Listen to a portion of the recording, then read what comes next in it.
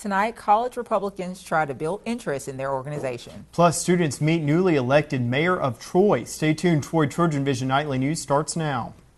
The high-definition digital production center on the Troy campus with news from Troy University locations around the world. This is Troy TrojanVision Nightly News.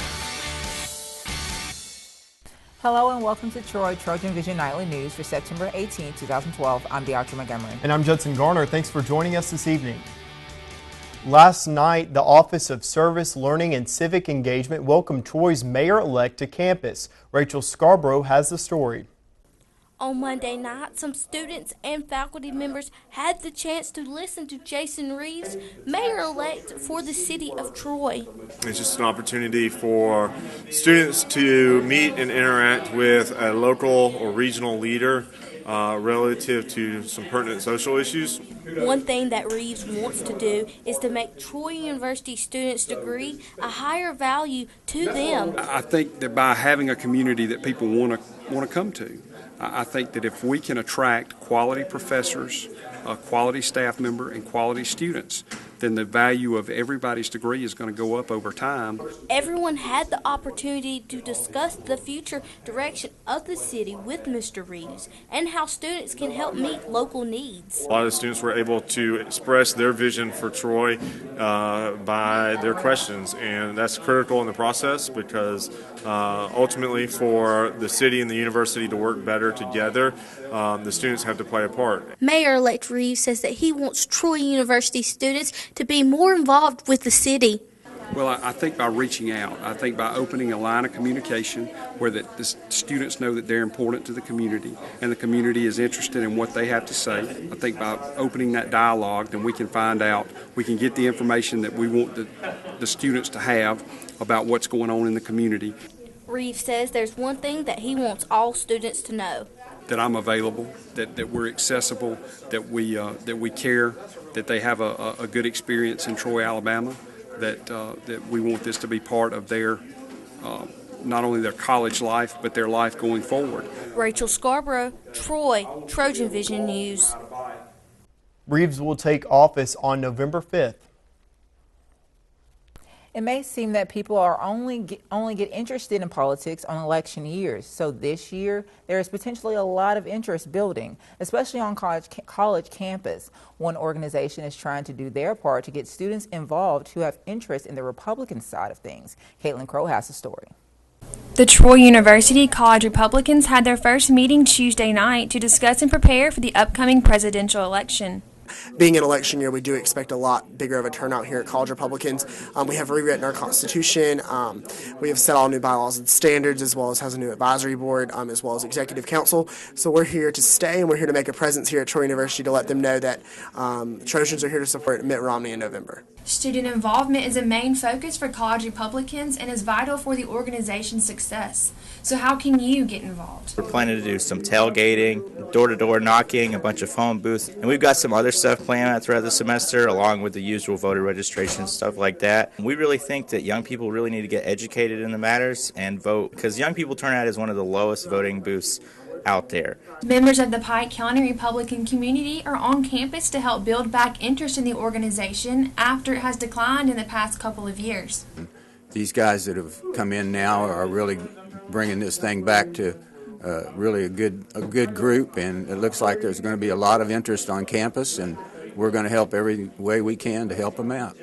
The next meeting will be on Monday, September 24th at 7:45 p.m. Caitlin Crow, Troy TrojanVision News. For students interested in the other side, the college Democrats are meeting tonight from 5 to 6 in Patterson Hall, room 201. Troy Student Government Association still has a few spots to fill on their Senate, and tomorrow's students have the chance to decide who will be in those seats. There will be an election tomorrow from 8 to 5 in the SGA office on the second floor of the Trojan Center. Up for grabs is one at-large Senate seat. Also, there is a runoff from the Senate election 2 weeks ago for the seat representing Shackelford and Alumni Halls. In order to vote for the resident seat, you must live in one of those dorms. Once again, the election will be tomorrow from 8 to 5 in the SGA office on the second floor of the Trojan Center. You must have your student ID to vote. Troy University's interpreter training students are spending this week helping their fellow students learn more about the hearing impaired. This is Deaf Awareness Week, so students from American Sign Language Interpreter Training Club are handing out flyers to educate students about the deaf and hearing impaired.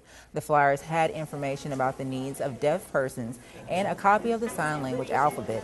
The ASL students are hoping they can give students a better understanding of the deaf and how they communicate. We're handing out flyers for Deaf Awareness Week. It's Deaf Awareness Week all across the country, and so on campus we are handing out flyers to students that has information on what they should do if they meet a deaf person, and it also has the American Sign Language fingerspelled alphabet so they can learn that. The ASL Interpreter Training Club will be on the quad handing out their flyers from 10 to 2 for the rest of the week. And now taking a look at news from around the state. In Elba, Coffee County jurors have convicted a man of murder in the stabbing death of his girlfriend. Authorities say 46-year-old Freddie Caldwell Jr. faces a maximum sentence of life imprisonment in the slaying of 49-year-old Evelyn Mincy Carpenter. Caldwell was arrested in February 2011. Prosecutors argued that Caldwell told an inmate at the county jail he was going to kill Carpenter a week before the stabbing occurred. And in Huntsville, forecasters say North Alabama remains under a flood threat following storms that will dump as much as 7 inches of rain on the region before they leave the state. Heavy downpours caused flooding in northwest Alabama on Monday, and the Weather Service says northeast Alabama is now most at risk. Forecasters have issued a flood warning in places such as Limestone, Madison, Marshall, and Morgan County. And in Montgomery, a county circuit judge told the Alabama Supreme Court that a new law passed by the Alabama legislature allowed reduced tuition payments by Alabama's prepaid college tuition program is legal. The Supreme Court had sent a lawsuit over the prepaid tuition program back to Montgomery County Circuit Judge Johnny Hardwick and asked the judge to look at whether the legislature can retroactively apply the new law allowing reduced tuition payments. Still to come on TrojanVision Nightly News, the Trojans might not have won against Mississippi State this weekend, but the Sun Belt is improving its record against the SEC team. Danielle Percival will have that and more when she joins us with sports. But first, Mitt Romney is not apologizing for a statement that he said to wealthy donors at a private fundraiser last May. We'll have that story and more after the break. Mitt Romney stands by his controversial remarks at a closed-door fundraiser.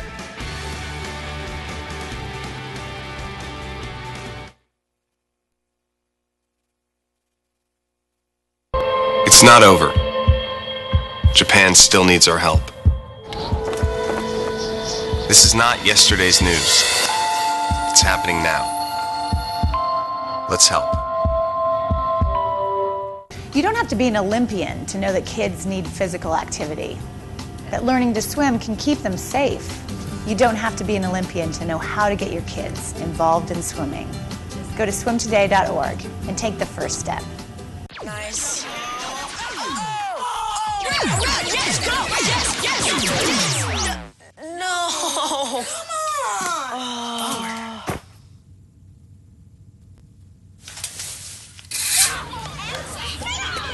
Oops. Yeah, sure.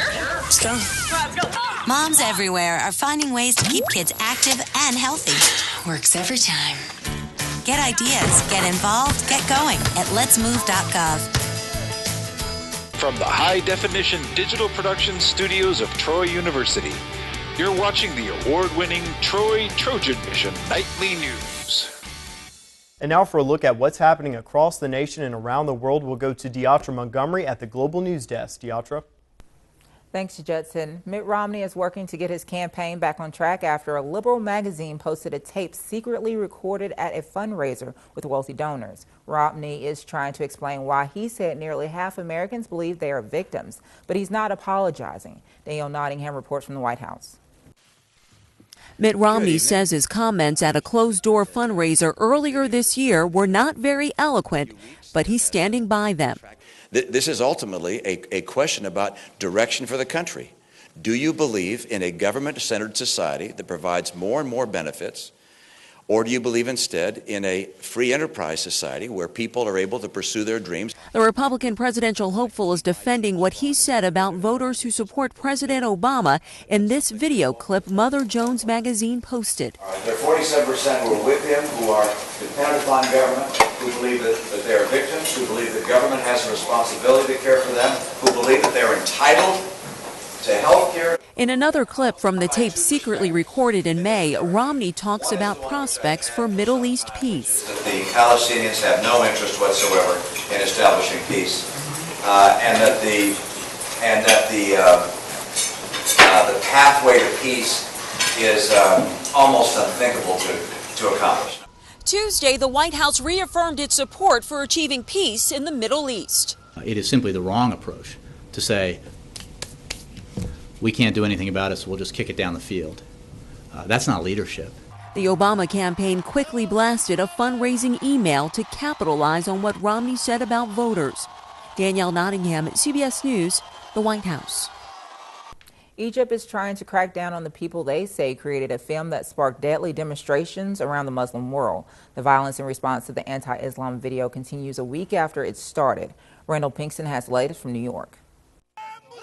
Demonstrators in India stumped on the American flag and set police cars on fire as they protested an anti-Islam film made in America. This man says the film insulted our holy prophet. If we have to sacrifice our lives, we will. In Pakistan, demonstrators tore down a billboard with an American flag and clashed with police outside the U.S. consulate in Peshawar.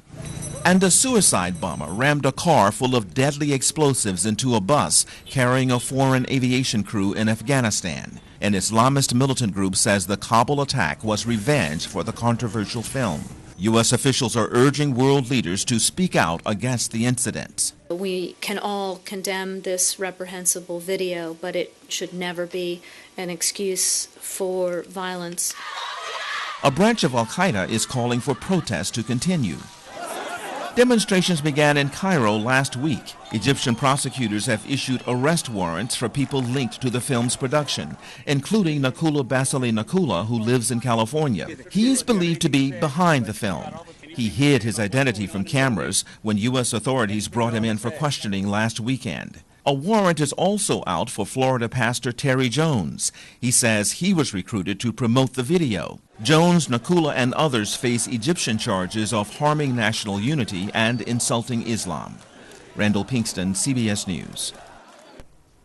It's been almost a year since heavy rains caused over 100 landslides to bury the village of Vernazza, Italy. But after months of hard work, this popular seaside resort has been welcoming tourists back. Anna Matrenga has the story. Michelle Lilly's art gallery finally reopened this summer after massive floods and landslides nearly destroyed Vernazza last fall. It was terrifying, frankly, terrifying. The water rose so quickly that Lilly was trapped inside and barely escaped. The thing I thought about, of course, firstly was my daughter Magdalena. And I thought, I'm a mom, and I can't leave her. The landslides buried the scenic town under 14 feet of mud and rocks. But after months of work, almost all of the businesses are open again. The tiny beach has been cleared, and Vernazza had just as many tourists as last summer. But signs of the disaster are still visible, and some danger remains. Landslides like this one continue to threaten Vernazza, and crews are working furiously to stabilize the surrounding hills before the rainy season begins in the fall. Michelle Sherman is co-founder of a nonprofit called Save Vernazza, which has raised more than $200,000 to help rebuild. We're not only hoping to have help the town bounce back after a natural disaster, but to move forward and leave this really special quality of life to future generations to appreciate as much as we have. The mayor says Vernazza will need much more. We need more resources, more money to complete other works. Officials estimate it will cost more than $30 million to finish the restoration. Anna Matrenga, CBS News, Vernazza, Italy. And that wraps things up from the Global News Desk. To see more stories from across the country and around the world, like what is the new addition at the National Zoo, you can tune in to Trojan Vision Global News right after the nightly news. Now, back to you, Jetson. Thanks, Teatro. Now Danielle Percival joins us for a look at sports. So Danielle, I understand that just by talking with other students that last weekend's game is still on the minds. Well, that's right, Judson. That is a very big topic. It's football season. Football is the main topic. So, you know what? Let's get right into it. Think of the most dominant football conference. SEC, right? Well, then why does the Sun Belt insist on playing the supposed best conference in the land? Sure, there's money involved, but it's also because they think they've got just as good a chance to win as anybody. When you see an SEC Sun Belt matchup on paper, you probably know who will be the favorite. But when it comes down to the Sun Belt players, they are not intimidated by the team across the field from them. We just came out and we were going to play on the best we could, and we were just contesting them like they was one of us. You know, like they was in the Sun Belt. In the Sun Belt, SEC, don't matter what they in, we're going to come out and compete. For Sun Belt teams, playing the big dogs of the SEC is nothing new. They've done it over 100 times. However, picking up a win against the Southeastern Conference doesn't happen quite as often. The SEC is 95-6 all-time against Sun Belt teams, but 2 of those Sun Belt wins have come this season.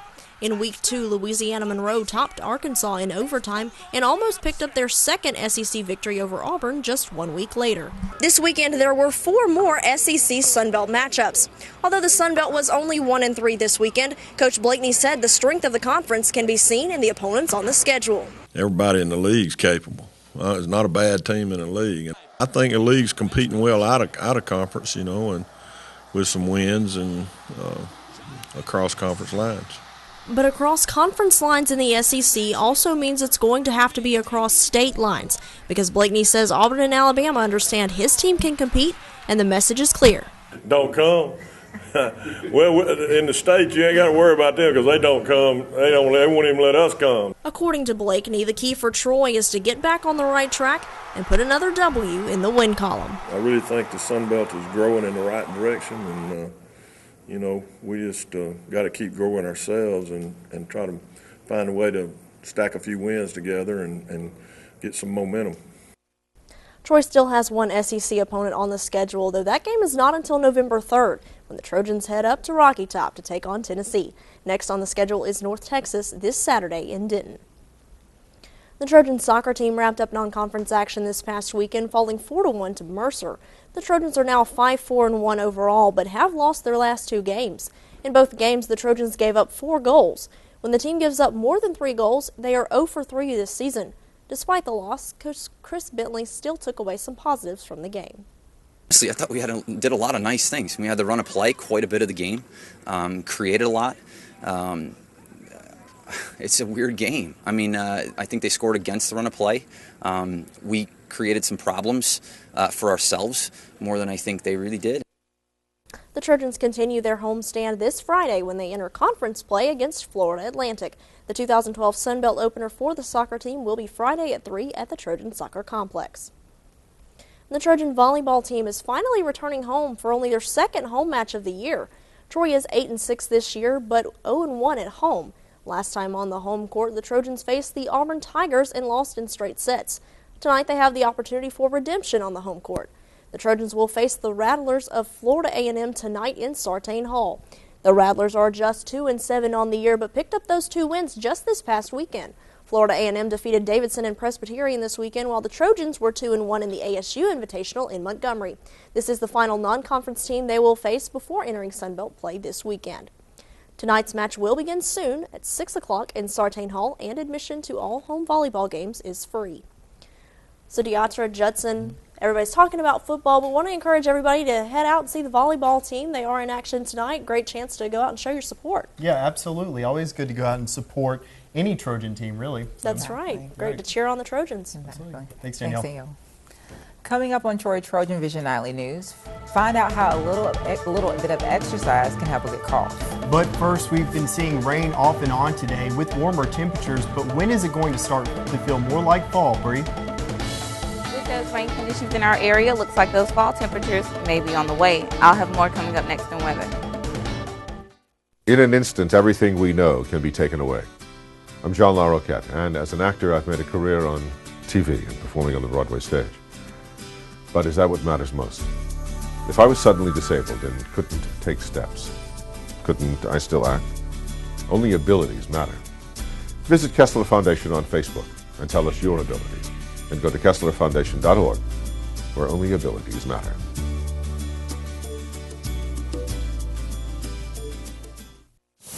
In 1887, it was written that we want to educate the mind to think, the heart to feel, the body to act. And it's no different today than it was 125 years ago. Some things never change. The mission of this university is to prepare leaders who are going to go into the communities and make a difference. And I think it's within that culture of caring that excellence is found. Troy University, in class, online, within reach. Troy.edu. From the high-definition digital production studios of Troy University, you're watching the award-winning TrojanVision Nightly News. And now Bree Sanders joins us for a look at weather. Well, Bree, for the past couple of days, we've been seeing a lot of rain coming in, very, very different from last week. So what can we expect for the rest of the week? Well, it looks like as we head out through the rest of the week, those rain conditions may be out of our area, but we will be seeing a little bit more of those fall temperatures, especially as we saw last night with the temperatures lowering like they did and those strong winds coming in. But I'll get more into that in just a moment. First, let's take a look at our campus snapshot. Right now on campus, we see that the sun is setting just over Bibb Graves. Those rain conditions are not in our area anymore. However, we do have strong gusts of wind coming in from the west right now. So if you're headed to class or you're headed home from work, make sure you be mindful of that wind in your area. Moving to our current conditions. Right now, skies are partly cloudy. Temperatures at 77 degrees. Dew points at 65 degrees. Humidity is at 66%. Barometers at 29.83 inches and steady. Winds are coming in from the northwest at about 15 miles per hour. Today's stats, we had a high today of 83, a low of 67. There was about an inch and a half of rain today. The sun rises at 6:30 a.m. and it should set at 6:45 p.m. Temperatures around the state. Overall, the state is experiencing some scattered temperatures right now. Mobile coming in at 81, Huntsville at 72, Birmingham at 78, as well as Montgomery at 78, Troy and Phoenix City both at 77, and Dothan at 84. Looking at our temperatures around the southeast in our area, we have some lower 70-degree temperatures right now. Moving out throughout the rest of the southeast here in the Carolinas, those temperatures decrease to about the upper 70s, lower 80s. Looking at our temperatures around the United States, as we look over here to the west coast, California is in the mid-60s, lower 50s right now. Looking at the current surface map here in that area, they have a lot of heavy and moderate rain systems coming in through their area, bringing in those cooler temperatures, as well as a few high-pressure systems, bringing in those winds through their area. Taking a closer look in our area, we do have two cold fronts that came through. It looks like this one came through last night, pushing that rain in our area, bringing those fall temperatures back, and it looks like we have another one coming through maybe within the next few days, so that's something to look out for. Departure from normal. We're about 12 degrees cooler in our area than we have been seeing lately, so maybe we will be able to say hello to those fall temperatures after all. Precipitation forecast for the next 48 hours in our area looks like we may be experiencing about 1/4 of an inch of rain or so, but we shouldn't have to worry too much about that. As we head into tomorrow, there will be no rain in our area. However, the state of Florida as a whole will be covered in rain. Looks like when we move into Thursday, it looks like all the states together, no rain in our area. Moving into Friday, still no rain in our area, very clear, but we do have a little bit of rain coming in through the Midwest, possibly hitting us later on next week. As we move through Saturday, coming into our weekend, we still have a clear and beautiful weekend. So if you have any plans this weekend on going out, or if you plan on going to see any football games, or maybe even going to travel to support the Trojans, you can definitely do so. Tonight's forecast, we have mostly cloudy skies in our area, about a 20% chance of rain. Very humid, winds coming in from the north-northwest at about 8 miles per hour with a low of 59. So tonight will be much like last night. It'll be a little bit breezy outside. Those temperatures dropping right there below the 60-degree range.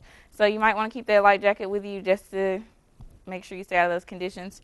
For tomorrow's forecast, we have mainly sunny skies, a high UV index, light winds and variable coming in from the north-northwest at about 6 miles per hour with a high of 82 degrees. So tomorrow will be much like today, very warm and sunny outside. You can definitely go outside and enjoy your day. Taking a look at our 4-day forecast, as we go into the next 4 days, it looks like those temperatures will be in about the mid to lower 80s. Saturday, those temperatures flirting right there with the 90-degree temperatures. And tonight, looks like those temperatures get a little bit lower. So, Deatra, yes, we have been experiencing those rain conditions headed out through the week, but it looks like for the rest of the week there will be no rain in our area, and we'll still be experiencing those summer conditions, maybe a little bit headed into the fall, but nothing too much to worry about there. Okay, thanks, Brittany. You're welcome. Thank you.